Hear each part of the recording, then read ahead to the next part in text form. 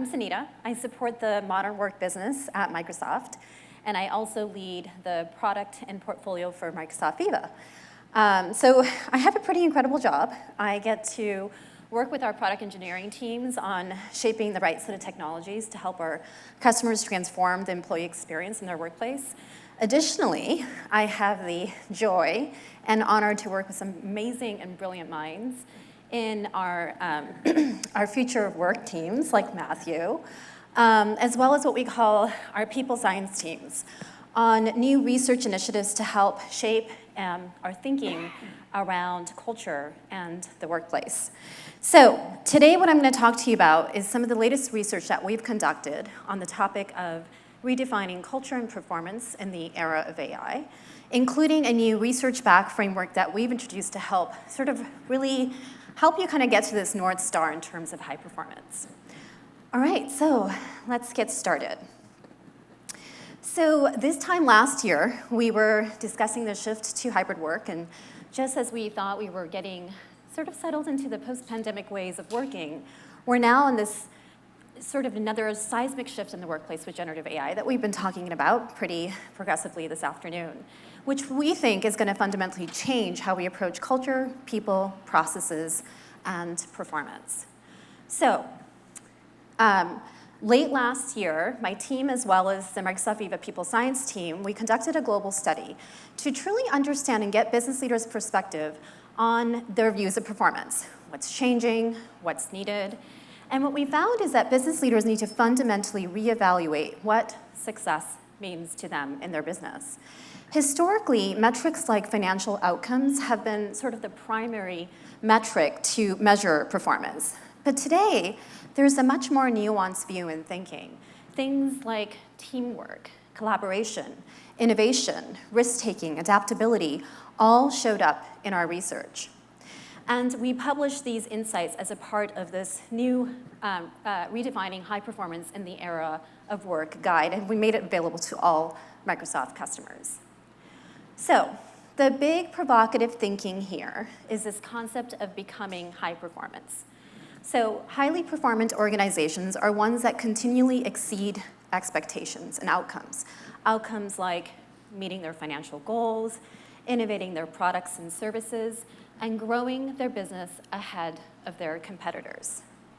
So the big question that we ask is, well, how do I get here? I want to be a high-performing organization. What's the trick? How do we journey to this state? So in the last few years, we've studied this topic quite a bit. And the two things that we've found to really unlock this equation is one, engagement, employee engagement, and two, productivity. So we know that engagement is linked to highly successful organizations, highly profitable organizations. There's a ton of study and research to help us correlate those behaviors or those outcomes. Second, we also know that organizational productivity is known as a key driver to performance. And so both of these pillars mutually reinforce one another, and they show up to help really unlock this performance equation. But our research showed us something else. To grow, to innovate, and to outperform in this new era of work, every organization will need a culture of resilience as that final key pillar to unlock what it takes to achieve sustainable business outcomes. And with the right tools, the right data, the right strategies, HR, talent leaders, business leaders have an opportunity to redefine a new relationship with their workplace. One that is really centered around energized, empowered, invested employees that cultivates an environment of getting work done, and that fosters the agility, the skilling, the flexibility needed to support this rapidly evolving world of work that we're living in. So, the equation is really nice, but simply understanding the equation isn't enough, or the formula. As a part of our research, we studied this even further to understand what do highly engaged organizations versus least engaged organizations do really well. And along with business leaders' perception on what they think constitutes a high-performance workplace culture. So we looked across all three of these pillars: engagement, productive teams, resilient business, and we found several things that were in common.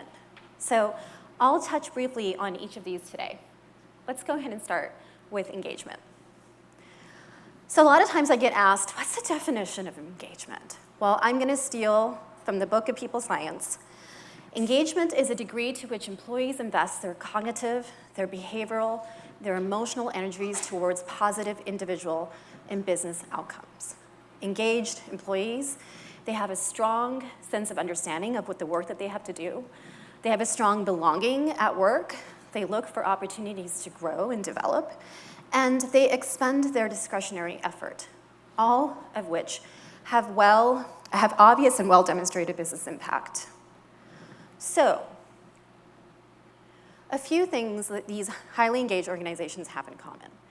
First, these organizations are driving employee engagement by facilitating open leadership communication, not just one-to-one, but one-to-many, creating an environment that fosters that open, authentic dialogue between talent and their leaders.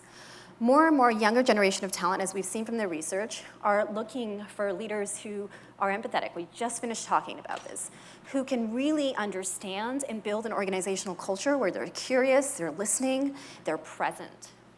And more importantly, when we went a step deeper to validate this, manager effectiveness showed up as one of the most important single capabilities for driving high performance. Now, we've been talking about managers a lot today. We always knew how pivotal this role was on the onset of the pandemic. But now you can see that managers are what I call the new face of leadership. The second is they're creating a culture where people feel supported. They feel valued, they feel heard, and they're creating that strong sense of belonging at work and a positive, healthy relationship with work to then peak and fuel their individual performance. And then lastly, they share company mission and values. It's embedded in the DNA of everything that they do. It's not just once, it's many times, so that people have clarity in the work that's happening, they have clarity in how their work really matters and ladders up to what the company really cares about. All right, so I couldn't be up here on stage with all of you without at least talking a little bit about Microsoft Viva. So this is where software, employee experience platforms are really helping. And this is where Viva is helping. So we announced Microsoft Viva about 3+ years ago because we believe that energized and empowered employees are the key to a competitive, durable advantage for every organization. Today, Viva's grown to over 35 million monthly active users. We have several thousand global customers and over 200 partners in our ecosystem across advisory partners, deployment partners, integration partners. The system brings together the tools and applications business leaders need to be able to continuously improve workforce engagement and performance. So first, it enables leaders to be able to drive that company mission, create confidence on your strategy with the right omnichannel communication tools, and aligning everyday work to the highest impact through goals and OKRs. In fact, many of Microsoft's early AI adopters are turning to Viva as their change management tool for AI transformation.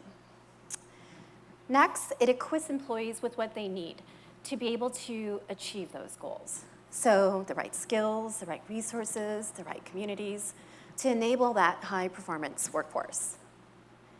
And then lastly, it helps create that feedback flywheel.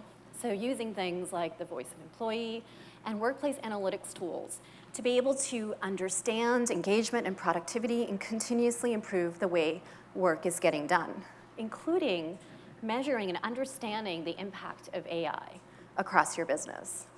And best of all, meeting employees where they are in the productivity tools that they spend time in. It's personalized, intelligent for frontline workers, information workers to help everyone reach their peak performance. Now, it's been exciting to see our customers embrace this journey to create engagement, drive a productive, highly engaged, highly performant workforce. And similar to many of you, they are experiencing real-world challenges. We need to engage a remote and distributed workforce. How are we going to do that? What are the tools that are going to help us do that? CBRE, which is a global real estate company, is really turning to engage mobile talent, different segments of the talent to be able to do this. Or we just went through a large acquisition. We need to figure out how to re-engage talent. Or we're focused on retention. That's a big hot word, right? We need to retain more and reduce attrition. Sage is a really great example of an organization that is really kind of zeroing in on those moments that matter, such as onboarding, to understand the attrition across new hires and reduce attrition down from 40 to 10%. So of course, turning to a tool like employee experience platforms is really a combination of three things. One is a comprehensive set of capabilities to be able to do this end to end, and lowering, of course, the need to go to multiple different point solutions and that cost of ownership. Second is meeting employees where they are in the productivity tools that they spend time in. And lastly, the innovation, the vision, the roadmap on where we're taking the solution moving forward. All right, so we talked about engagement and enough about Microsoft Viva. Let's talk about productivity. So, of course, this is a historic moment, and the technology is advancing rather quickly, grabbing headlines every day, as you can see here. The growth rate of AI has surpassed anything that we've seen in modern technology in the last 2 decades of existence. And the new headline is, gosh, people, it's not just about AI is here. People are just a lot more productive. In fact, our latest Work Trends Index revealed this stat around 77% of Gen AI users don't want to go back to work without it. So at Microsoft, generative AI isn't something that we thought about overnight. It's actually a decade long in the making. From our relationship with OpenAI, our early investment with them, to the journey that we've made building generative AI capabilities from the ground up in our most loved and most used products like Office 365, reinventing the role of AI as well as the role of introducing the AI to productivity for years and years to come. And we're super humbled. We're also very proud to be leading the biggest disruption the world of technology has seen since the emergence of the internet, search, and mobile. And we've been talking about this today. In this next generation of AI, we're moving from what we call this concept of autopilot to this concept of copilot. And we're already seeing what these copilots can unlock for developers and for business processes like sales and marketing and human capital management, and for millions of people synthesizing search in powerful new ways. And now we're talking about generative AI, which has the ability to tap into large language models and a grounding with your business data in order to be able to summarize, predict, and create net new original content. And it's a lot more intuitive, it reasons, it's a lot more predictive, it's a lot more reliant. And it has the ability to do a lot more of the hard work, elevating our output from good to great. So I'm not going to talk too much about this today. In the era of copilots, we have a huge opportunity to really radically think about what an AI assistant can do for individuals, reducing that digital debt and reimagining a new way of working to transform business processes from ERP to human capital management to CRM to finance to supply chain, the list goes on. Because like we said in the framework earlier, it's not just about individual productivity. It's about how do we use AI to get work done collectively. And then lastly, imagine the use case for what next generation AI can do to transform the employee experience, right? Imagine Microsoft Copilot, employee experience. There's so much that we can do. And as I said, Copilot's earliest users are teaching us something about generative AI at work. They apparently cannot go back to work living without it. I personally can't imagine my life without it. I use it every day to find files that I may have stored that I can't remember where I put, or to catch up on a meeting because I was double, triple booked in a day, or to create a summary slide from a 10-page strategy paper that I wrote with my V team, and now I got to figure out how to summarize the thing and get in front of an exec meeting. And I thought what was really creative and interesting was that when we asked, what would you rather give up, Copilot or lunch, or free lunch? And people said, free lunch. So, and of course, business leaders think that AI can be a powerful tool. In addition to increasing employee productivity, AI has the potential to boost employee engagement by supporting things like employee well-being, increasing access to organizational knowledge, driving alignment around company goals, and making employees feel more included. Now, today, organizational leaders who are focused on creating a high-performance workforce are spending way too much time and energy trying to be efficient, trying to find the answers. They lack the insights needed to be able to make those effective decisions. This is where generative AI is offering radical new use cases.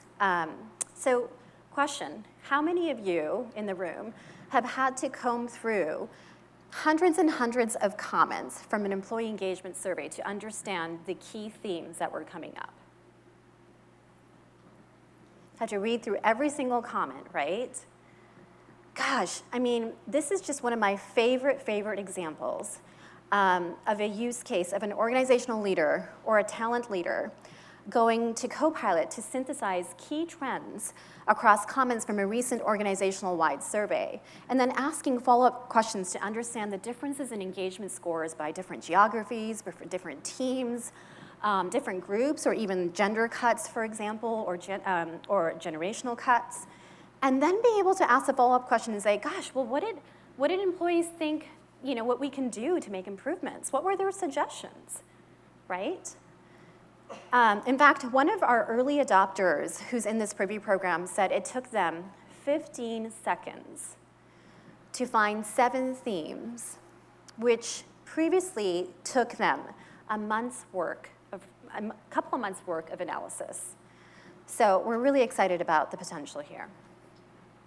All right, so we talked about engagement to technology solutions like employee experience platforms, productivity to Gen AI, tools like Copilot as the AI-powered assistant at work.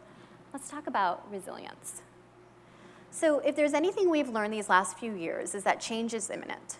And businesses need to be ready to be able to adapt to the unexpected, whether that's evolving or prevailing economic conditions, changing employee expectations, or the emergence of net new technology or generative AI, for example, or emerging technologies. This requires people, processes, and technology to be ready to face adversity and shift to new approaches.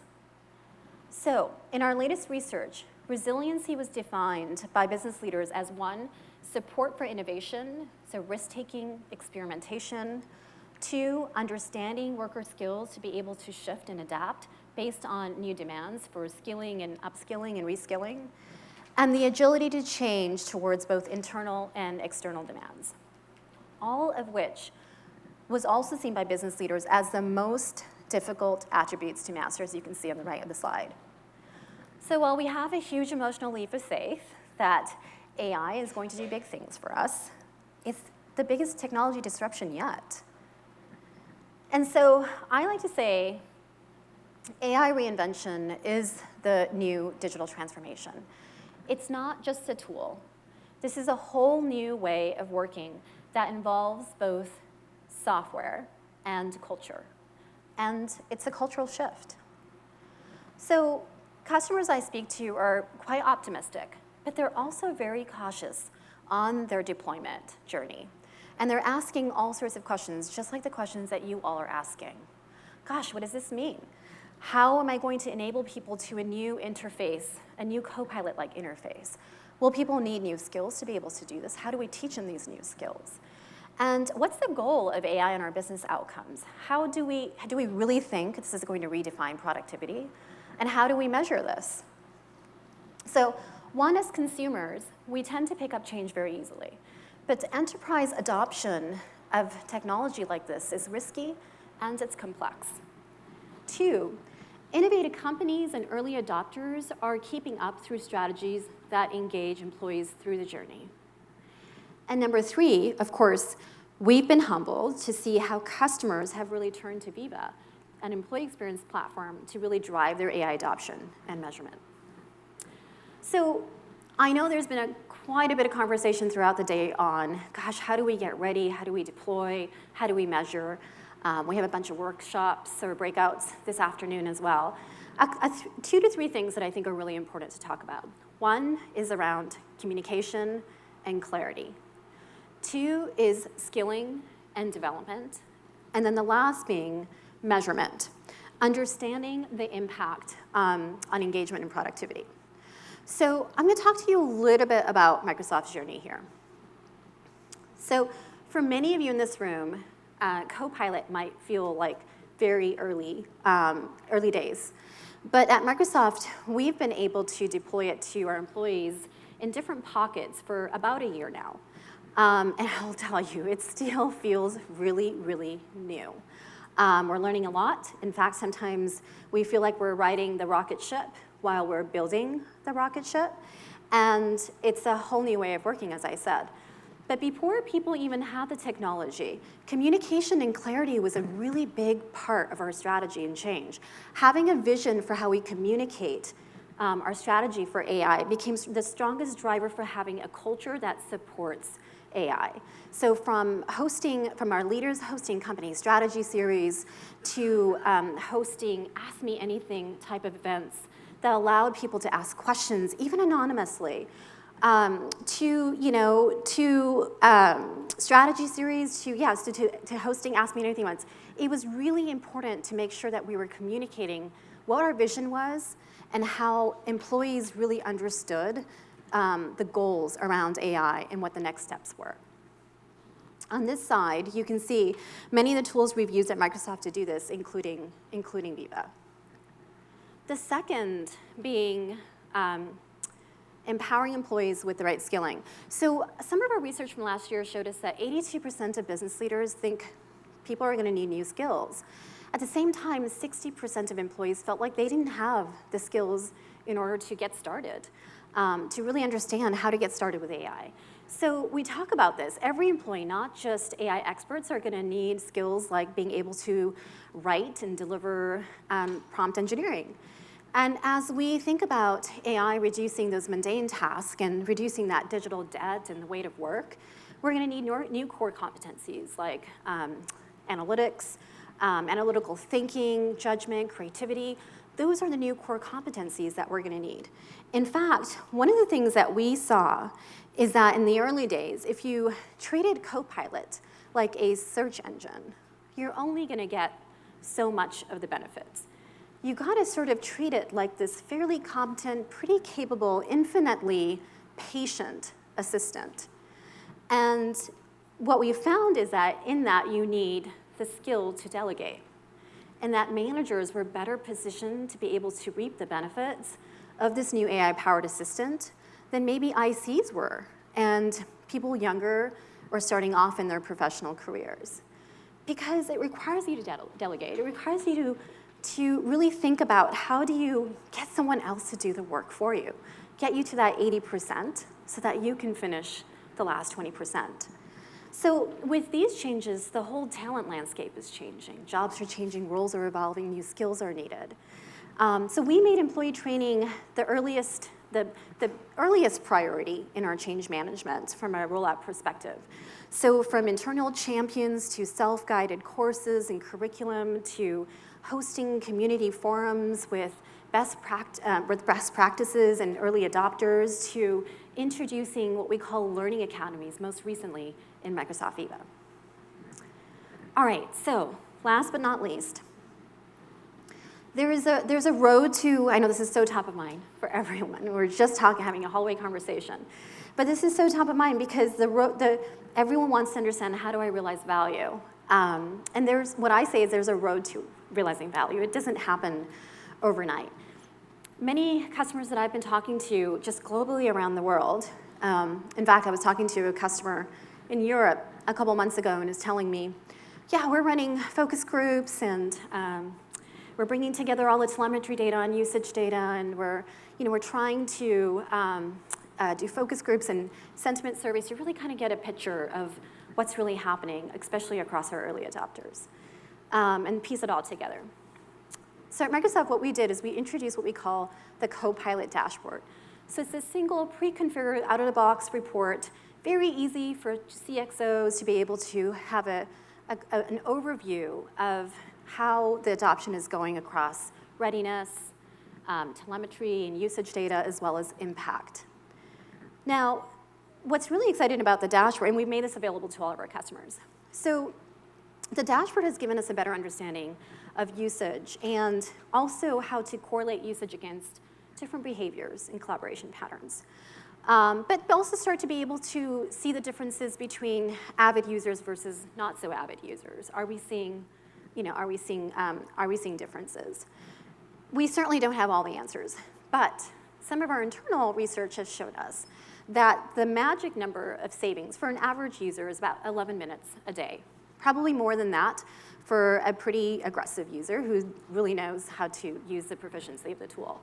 And it turns out 11 is the important number because it's also the breakthrough point at which most people say Copilot really improves their work life across productivity, work enjoyment, work-life balance, and attending fewer meetings.